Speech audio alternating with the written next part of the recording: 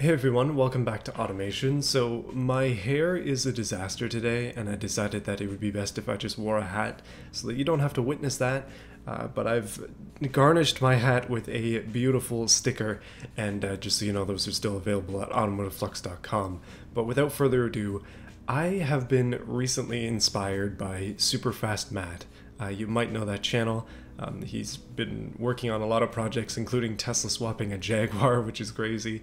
But one of his cars really caught my eye, and that is the motorcycle swapped Honda little car that he has that he recently blew the engine up on. And I was thinking, like, man, that is such a cool project, and I wish I had the engineering knowledge to be able to do that myself, maybe one day. But until then, all I can do is recreate it in automation my way. So I figure we're going to use this sort of Datsun 60s body, and I'm just going to kind of make my own motorcycle swapped car. I'm going to be using the same engine that he's using from the Honda CBR1000RR. I'm getting my specs from Wikipedia, so don't judge me too hard. Some things will be a little bit like maybe, but all of it is just coming straight from the Wikipedia page, so keep that in mind. Oh yeah, before we go too far, I updated the Monster Bugo. I still need to do some tweaks on it because the rims are different sizes, but this is what's actually possible if you use the advanced trim settings correctly, and I wasn't doing that last time, so don't worry, I hear you, I'm keeping this stuff in mind. Alright, so this car is originally from 1960, and I guess, well, we may as well drop this down. I'll just make the engine a lot newer. There you go, so 60 and 60, and yeah, we're going to be limited severely in materials, but we want this to be as light as possible. The engine that I'm going with is, I think I'm going to do the 2008 to 2011 version of this engine because it revs to 12,000 RPM. Yes, please. So that means that we're going to be rolling with, I think it's 175 horsepower, so it should be more than adequate, but we gotta be careful still. With that in mind, I'm going to be making this car out of steel, monocoque steel. A front longitudinal engine, I think, is the right way to go for us. Not exactly sure how that would work in the real car, but obviously motorcycle transmissions are different. Let's go double wishbone in the front and semi-trailing arm in the back, maybe? We'll see how that does in terms of our ride height and stuff, but we'll come back to that if necessary. Okay, this is the cool part, because the engine is, well, the main part of this. And obviously it's very important that I make something good. So I'm going to crank this up to, let's actually make it a 2008, just because that's what I'm going with. 2008 engine in a 1960 body. So these things are inline fours. It doesn't say here that I can read what material it's made out of, but I'm going to assume that they're aluminum for my purposes. But we do have the bore and the stroke, so it's 76 by 55.1. I really hope that's actually possible in this game. If not, we'll get as close as we can. Some combinations are not ideal, but we will keep the CCs as close as possible. And you know, this thing is called the 1000R for a reason. It is 999 CCs. Ah, dang, it's not possible in automation to get that sort of capacity. I kind of figured we would struggle a little bit with the motorcycle engine stuff, but again, we'll keep it in the same spirit. It's currently 934, so it's a little small. That's with 55.1, but what I'm going to do is just increase this until we get as close to 1,000, somewhere 997, I guess is probably as close as we can get. That's 75 and 55, so it's one off in either direction. That is going to make a difference, but ultimately it'll be fine. So these things are 4 valves per cylinder, dual overhead cam engines, which is pretty cool, and again, we'll just go with aluminum for the head material. So I'm not sure if it has balance shafts or not, but we will run whatever needs to happen, so we'll just go with balance shafts for now. That'll make it a lot smoother, and it'll make it so that we can actually rev as high as we need to, because the rev limit on this is 12,000 RPM. I want to get that. So we'll work towards that specifically. Again, I don't know the composition of the internals, so we will go cast for now and we will adjust accordingly. We need to have light materials because, well, lightweight forged as an example, or lightweight forged here, because we want to be able to get up to that high RPM, but we'll see what it actually needs. We'll go for the heavy stuff now, we'll come back later. So just reading through that again, I'm not sure what the VVT VVL situation is. It doesn't seem to say. There is a compression ratio. It's 12.3 to 1, so I'm going to roll with that too. That is fairly high compression, but it makes sense for a small engine. And yeah, we can actually achieve that in this, so that's a good thing. Everything else now, I believe, is just going to be completely up to me. So we're aiming again for the exact same horsepower. We want 175 brake horsepower at 12,000 RPM, and for the torque, we're looking at 102.6 Newton meters at somewhere around 8,500 RPM. It doesn't say for 2008, but we'll just go with the one for the previous generation. So for injection, the Wikipedia page says that it has dual stage fuel injection, which is DSFI. We don't have the option for that, so I'm going to go multi-stage EFI, or multi-point EFI, I mean, and that'll let us hopefully get close. We may have to go up to direct injection if necessary, but hopefully this is good enough. And we'll go for a more performance-oriented intake. Race maybe is a little bit too hardcore, but performance makes a lot of sense to me. I'm going to run unleaded fuel, and I'm going to run premium, and that'll hopefully let us get up to the numbers that we need. RPM limit 12,000, boys, all the way up. So yeah, I think that's where the fun is in this. Having a super high revving engine in a small car is basically like having a shifter cart, but it's street legal. That's basically the point. Exhaust, I'll just go for tubular exhaust for now. I guess we can just assume that there'll be no mufflers or anything. And immediately we are having some very bad valve float issues, and the engine is knocking. So we're off to a great start. So it makes 54 horsepower, and there's a lot of stuff wrong with it. Things that we can hopefully fix by stiffening the lifters. There we go, there goes our valve float. But we're gonna have to have very, very stiff lifters in order to make this work. Down at 12,000 RPM, we actually have negative torque, which is great. I'm going to increase the fuel mixture until we're out of knocking territory, and then I'm gonna have to work on the rest of this. I'm not great at tuning engines. I know I've been making automation videos for like 3 years, but yeah, I still struggle with this. So bear with me as I attempt to make something good here. Good in quotes, because my goodness.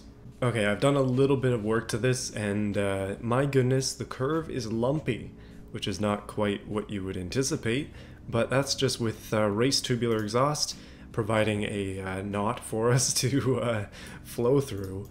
The thing is that I've also increased the quality of everything all the way up to full, because I figured that we're going to need as much help as we can get. Specifically, I'm going to need as much help as I can get, because my goodness. At the moment, obviously compression is going to have to stay where it is. Cam profile and stuff is definitely movable, but I'm afraid of valve float. Like, very, very afraid of valve float. I can get pretty close to what we want, but it seems like I might have to... I mean, that's more power than we need, but it's not quite up to the RPM limit that I'm after. So, yeah, that's not ideal. What we might have to do is change the way that it's proportioned, like this here. We're gonna need less stroke to be able to get up to a full 12,000 RPM, but I don't know how I'm gonna do that. I guess we can just try it and see. It's not really doing anything. It's kind of okay if we have no bottom end, because this is supposed to be a racing bike engine, so torque is not really something that I'm worried about. I've given it VVT and VVL as well, just trying to see what is available. Now the ignition timing is something I haven't tweaked yet. We'll work on power in a second. I just want to get up to that 12,000 RPM first.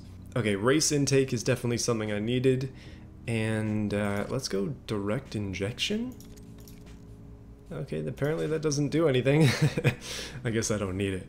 So we're making 196.6 horsepower at 10,300 RPM, which is crazy high RPM for any road car at all. So I'm happy to see that, unless we're working with rotaries, I guess. Overall, I mean, we don't need more octane. We're running pretty darn high timing. I'm just trying as hard as I can to get that higher. Dang, man, this is difficult. So I've got 126.6 Newton meters at 9,400 RPM, which is pretty decent. And I think that's, well, it's more torque actually than what the actual engine has, and it's higher up in the RPM. But I'm at 173 horsepower, 10,500 RPM. I think that's as good as I can get. I've done a lot of combinations, and I'm mildly cheating, by the way. I've made the variant of this engine a 2020, so it's an 08 engine with a 2020 variant, and that's how I was able to get rid of the valve float issues and such.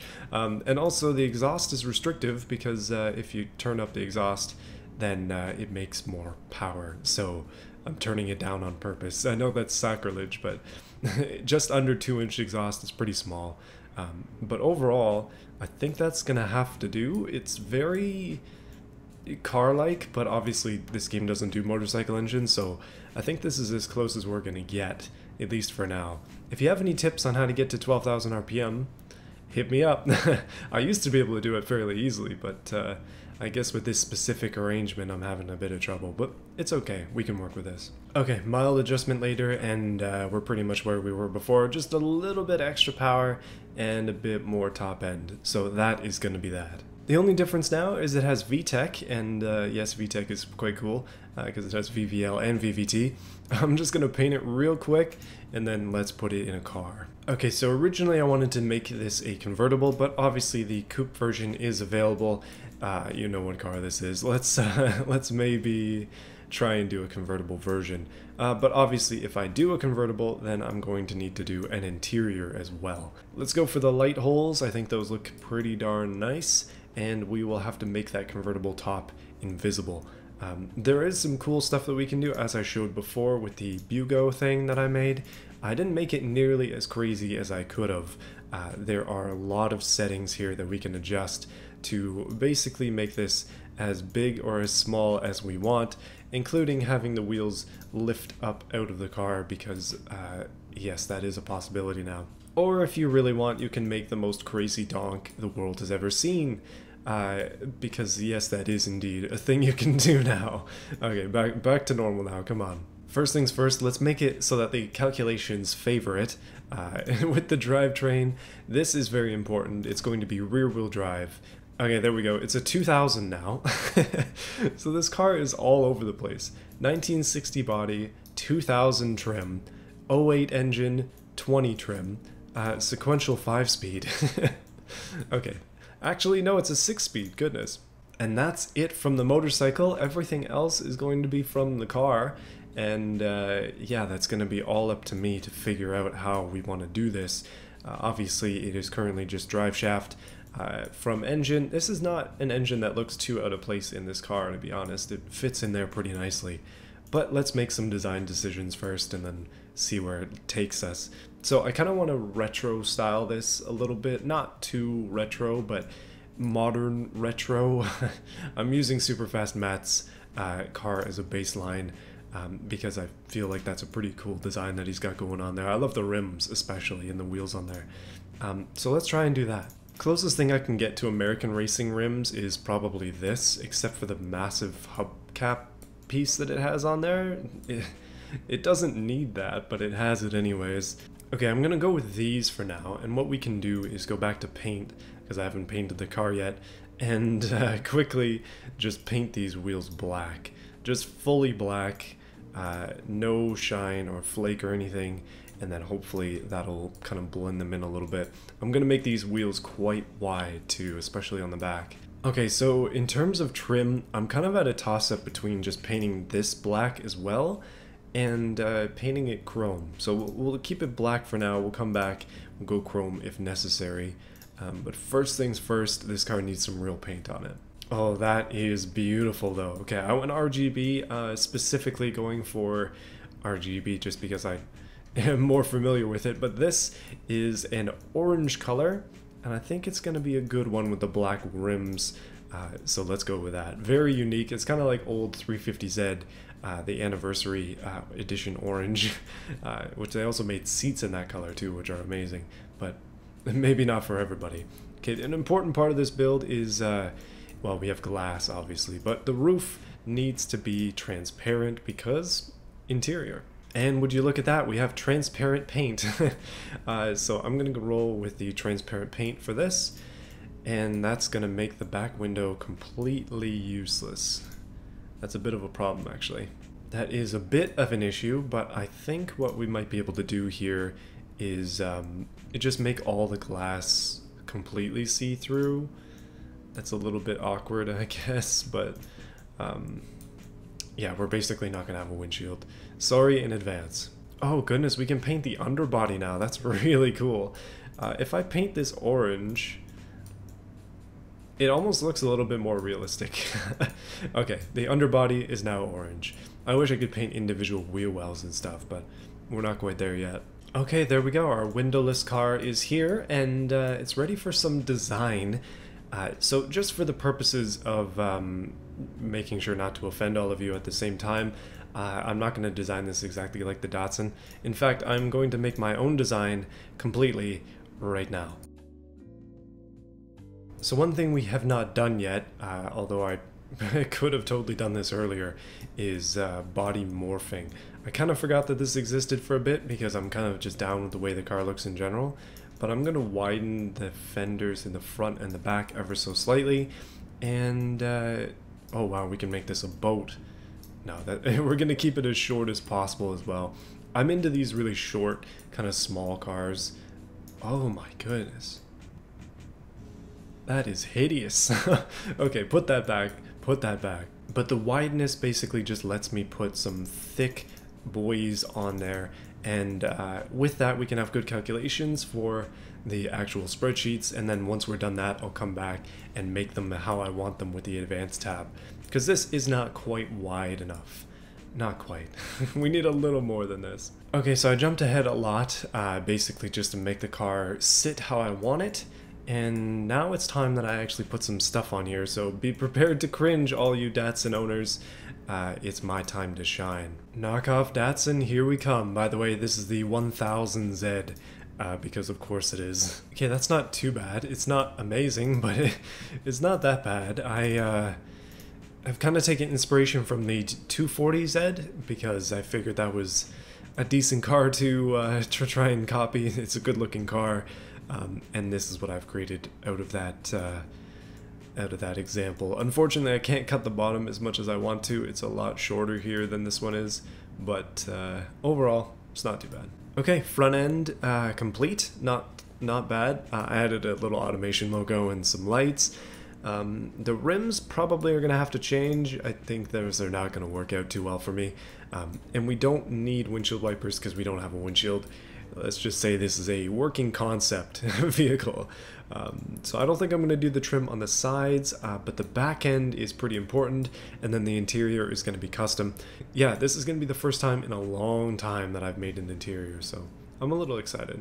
So the 240Z rear end is quite a classic, and it's going to be hard for me to make something that lives up to that potential. So keep that in mind as we get into this.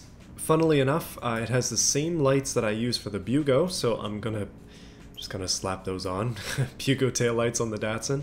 I'm looking specifically at a coupe, not necessarily a convertible like this, so it might be a little different, but that's okay. I really like this rear end, so I figure interpreting this specifically for this car is a good idea. Okay, so the design of the car is pretty much there. It's been an hour, and I haven't really got that much to show for it. But this is sort of what I'm doing for the rear end. I like this little spoiler thing on there. I really like duckbill spoilers. I think they look really good. So I'm just going to use one of those on this car too. I'm just going to say most of the badging is removed for the sake of ease. And let's get into the interior. Now, this is where things get fun. You can see that there's a pipe sticking out, probably from the exhaust, so we'll try to cover that up. But overall, it's looking pretty decent. We just need to get into this stuff here and kind of make something. There are a lot of little fixtures like interior floors and pillars, and there's roofs, and I mean, we could use seat belts and things. I don't think I'm gonna go that crazy, but I will try to get some basic stuff down. Obviously, we gotta cover the whole dashboard, steering wheel, seats, and a center console, and I think that's good.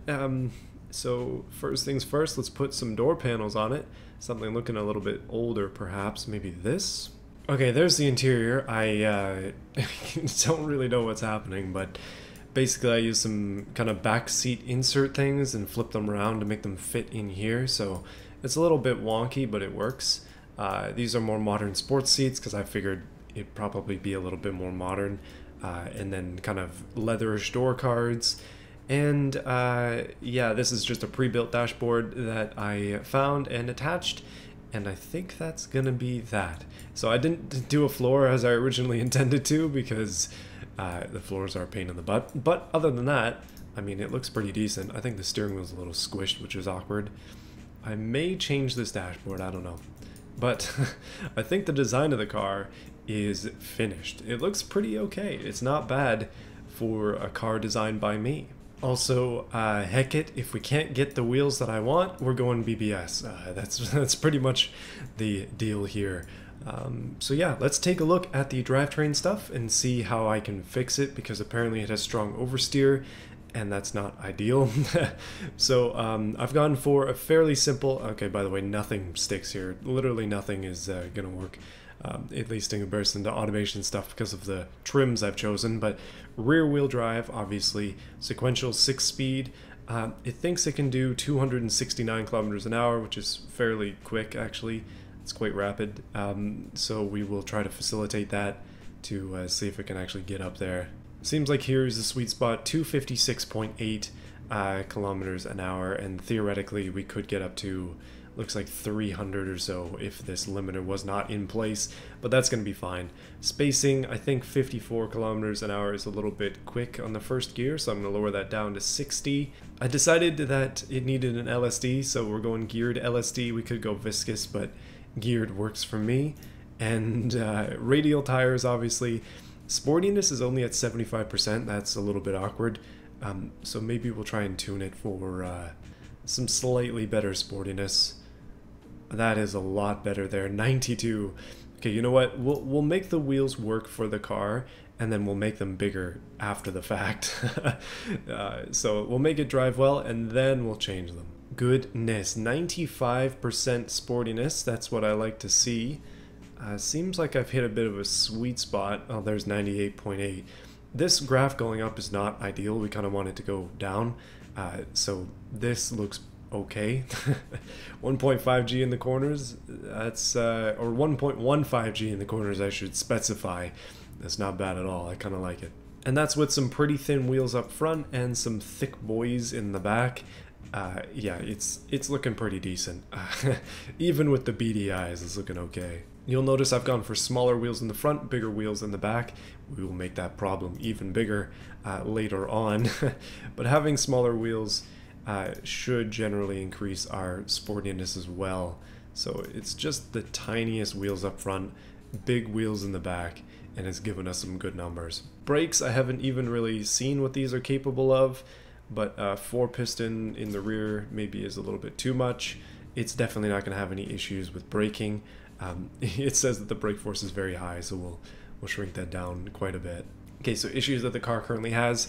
Dampers are hard in the front and the rear. Semi-slicks, obviously I chose them because I like them, but that also means the drivability is lowered a little bit, but who cares, that's the point. And then front camber setting is high, and then rear brakes, or just the brakes in general, are suffering from brake fade. Overall, I think it's going to be fine though. This car should stop, no problem. It's going to be a bit of a beast in the track, I think. So in terms of aerodynamics, we have a front wing, it's very small, and we also have a rear wing. We're not really getting that much out of either of them, to be fully honest with you. Yeah, 119 and 227. I mean, at that point, we're already really flying. So this car is going to do a squat at the back, and it's going to lift up at the front, but that's just how it is. I think I'll just leave it as is there. For the interior, I decided to go with 2 full-size seats. We could go for 2 reduced-size seats, I guess. Probably makes a little bit more sense. I haven't seen the final weight yet, so we might have to come back. No entertainment, just a sport interior as well. I kind of figure a basic interior might make more sense there too, so we'll see how that goes. And it's a detachable soft top versus the manual, because there is no top at all, it's just gone. Driver aids and safety, hydraulic power steering, probably doesn't need it. I think game is gonna maybe complain about that. It probably is, there's a lot of words there. And then traction control is just not there. Also, no safety, literally none. Suspension, I've just gone for standard, adaptive, and semi-active. We'll try and get the sportiness up to 100 just by fiddling with these a little bit. The dampeners were already very hard to begin with, so maybe it's going to be the springs that we have to lessen here. Lessen the springs on the front, and 100% sportiness is within reach, so that's going to have to do it. The ride height is as low as it can be, and I'm thinking that's pretty good for us. It is looking quite nice, all things considered. That sits nice and low. So at 1,046 kilos, that's fairly heavy actually.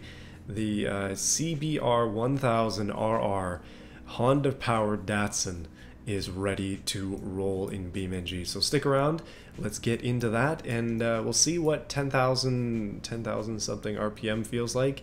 It revs to 12, but it makes peak power at 10.5, so I'll just have to keep that in mind going around the track. But I'm pretty excited. I'm fairly excited to see this thing run. First car that I've made in a while with an interior, first one in the new update, and first one with awkward wheel sizes as well.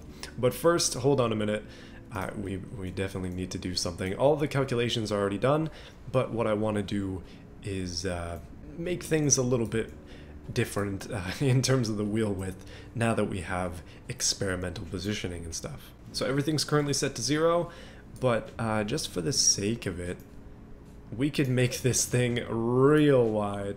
Let's do the widest wheel offset we can get at the front, and not maybe not the back. This stuff, like I said, does not affect calculations. This is all for fun. This is kind of what I wanted to change here. We could go and make this car seriously low, just because I think that makes it cooler. So having that is just awesome. And I want the rear wheels to be a little bit thicker. So I'm just gonna kind of widen them out a little bit. Again, this doesn't, oh, that's too wide. But again, this doesn't actually do anything. It's all for show, but it's a good show. It is a good show. All right, she's done. Let's get into BeamNG. Boys and one girl, because I know there's at least one of you watching this channel. This is what the Datsun looks like in BeamNG. A little bit dark, a little bit, well, the wheels are probably too dark, but I also noticed that the interior is clipping, although I don't remember that being there in automation. However, that's not a big deal. Overall, it looks pretty good, and yeah, it definitely looks better in automation. So keeping in mind this thing is a sequential, we need to get up to 10,000-ish RPM with our motorcycle engine to actually have any power. But yeah, revving to 12k RPM in this is effortless. My goodness, she rips. I feel like I messed up a little bit on some of the tuning. I haven't driven this too much yet, but overall, I probably should have made it faster gear shifts instead of making them slower. Going up to 60 in first gear is a little bit too much for something that I know needs that revving power. However, we're here on the Utah map because I figured a desert was a good location for a convertible. You're probably also seeing my hair and the reason why I covered it initially. Don't worry about that. You just have to witness it for the next 20 minutes or so while I rip through BeamNG. Okay, maybe not 20 minutes. This video is long enough. But look at how quick this car is, man. Oh, goodness. Let's crash into something. No safety was the best choice I ever made. Okay, so as you would very much suspect for a motorcycle powered car, it has not much down low. I know that this thing is 170 horsepower, or 173 to be specific, but unless you're high up in the rev range, you're not really going anywhere, and that's kind of the thing that SuperFastMatt was saying about his car too. So I feel like that really blends well together, and I'm happy that sort of matches. Oh man, you can really rev though. I love the sound this thing makes. I'm very happy to crash into walls with it because I can't drive. One thing that I'm interested in is whether or not the modifications from automation in terms of the extra stuff that I did, the advanced things that I was tweaking, whether or not those actually affect things in BeamNG. I know they don't change the calculations, but if your wheels are massive, your center of gravity should be too, like way up. So say we make a monster truck and we raise the heck out of it versus just regular unadvanced version. is that going to make a difference in beamng? Is it going to topple over easier?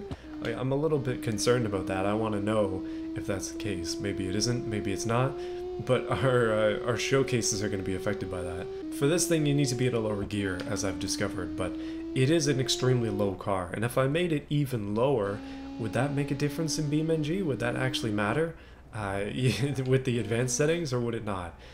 Genuine question for those who are familiar. However, our convertible do be ripping though.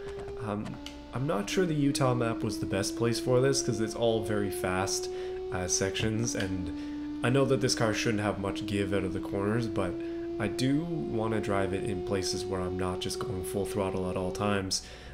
Also, I don't know why the bumpers and stuff turned white. Those are supposed to be chrome, but anyways. We've basically done a full loop of the track, although this is not really a track, it's more like a highway system. I'm driving on the wrong side of the road, don't worry about it. Let's go to a location where maybe we can get a little bit of cornering in, perhaps, just a little bit. As the map loads in, I'm reminded that I need a new daily. It's been a while since I updated this car, but just a hint for a future video. Okay, so I brought us to Italy, not necessarily the birthplace of this car or its engine, because it's all Japanese, but I figured that Italy's a good place to be for its tight corners and narrow roads. This car is naturally very small, so I figure, again, narrow roads and tight corners kind of suit us a little bit. That being said, one thing that is interesting that was talked about in some videos that I watched is motorcycles tend to lean when they go around corners, but cars don't, at least not anywhere near as much. So when you do a motorcycle engine in a car, you have to take into account the fact that your oil is not going to be in all the right places that Honda would have expected when they made the superbike back in the day. So going around corners in this car, potential oil starvation is basically what I'm trying to say, but I'm not particularly worried about it. Let's get into the port and see what we can do there with our newfound... Oh, geez. I should have made the front brakes bigger. I shouldn't have shrunk them. Maybe ABS would have been a good call as well, but who's to say? I mean, I'm not the best driver. I'm very, very happy with the way that this car rips, by the way. It is speedy once you get going. When you hold it above 10,000 RPM, it truly does move. And here we go. It's ramp time. Oh, not enough. Into the ocean we go. Well, I guess I tried. Boys, today it is a freezing day outside in Canada, and it's negative 18, or at least it was this morning, which is pretty darn cold. And then later on this week, it's gonna go up to, down to negative 27. I feel like I'm playing Frostpunk, but at the same time, it just means that there are excuses to be inside playing games, playing this game, messing around with cars and stuff. So that being said, I've got a big project car video coming out on my second channel that I want you guys to see, so that should be soon. But I'm not going to be doing any work outside for a while, so maybe 2 videos this week, or next week I should say. Okay, so the port was generally uneventful after we crashed into the water. I've decided that I'm going to be rocking the highways from now on. No, we're just trying to use the highway to get to the backcountry. Specifically that castle up there, I wouldn't mind getting on up there and ripping our way through. Oh goodness, 12,000 RPM in 4th gear. 5th gear and 6th gear are not really used because, again, I made the gearing too long. We should have made, or I should have made the gearing a lot shorter because it would have made things a lot better in terms of shifting. Because I think part of the fun of having something like this, obviously, sequential gearbox is a big one, and being able to just shift through the gears, just boom, boom, boom, is what you want with that kind of gearbox, and that's what I would want. And I think that's really cool. So, oh, it's really unstable at speed. I probably could have done better with the aerodynamics of this. Okay, here we go. We've made it to the road that I wanted to hit. This is a winding road, and one that is particularly difficult for me because I can't go around corners, but I will try my best. There was a time a few weeks ago when I was playing a bunch of rally games and I was really enjoying myself. And I do want to get back into that because it was helping me get around corners better, but obviously every game has different physics, so you can only take so many risks in this game when you crash into stuff and your car explodes everywhere. Okay. Well, it's not too bad, actually. It's not that bad. One of the reasons I like Need for Speed games and sort of arcade games in general is because when you crash into something, there's not really much of a penalty. You can just boost your way back up to the front. And I need that as a racer, as you can tell. I need that kind of handicap. Well, boys, ripping through the canyons, this car definitely calls it home. I kind of feel overall pretty positively about this Datsun. This Honda CBR1000RR powered Datsun, I should say, at least in the automation sense. I know that there's more that I could have done to make it better, and I count on the comments to remind me of that, although sometimes I don't like seeing it. I know that I make mistakes. But guys, now it's your time to shine. Let me know what you think of this car in the comments. Like this video if you liked it, and subscribe to this channel if you want to see more content like this, and also stuff in beamng and automation as we continue to get updates and stuff with the turbo update that I'm currently playing with.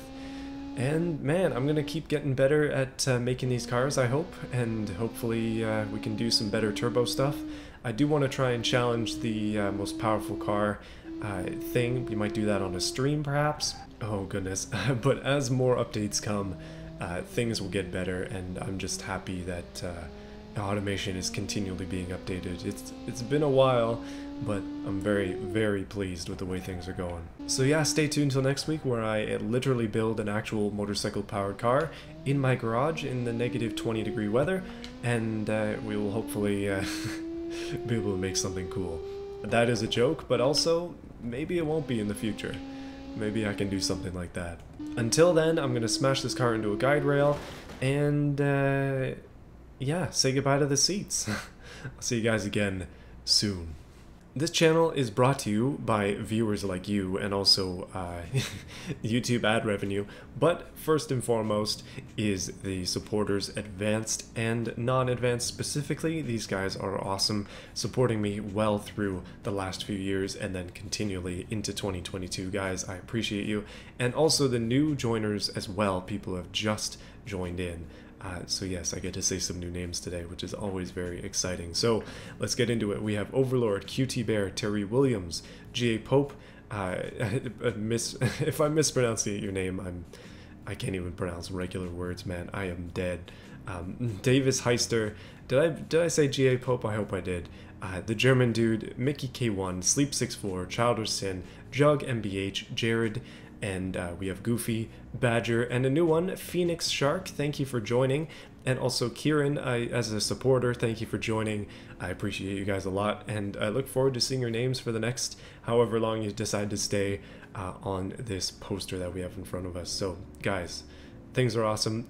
Stuff is moving along well, and I'm just very happy to say that the channel is really growing in the past couple weeks, so I'm very, very pleased about that. The goal for this year is 100,000 subscribers, and I think that's possible as long as I can continue to bring out some good hits in terms of videos that are actually successful views-wise, and as long as you guys, not just supporters, but as long as people who are watching this kind of just stick around and support, then things will continue to grow. So yeah, just a heads up, I'll see you guys again next time.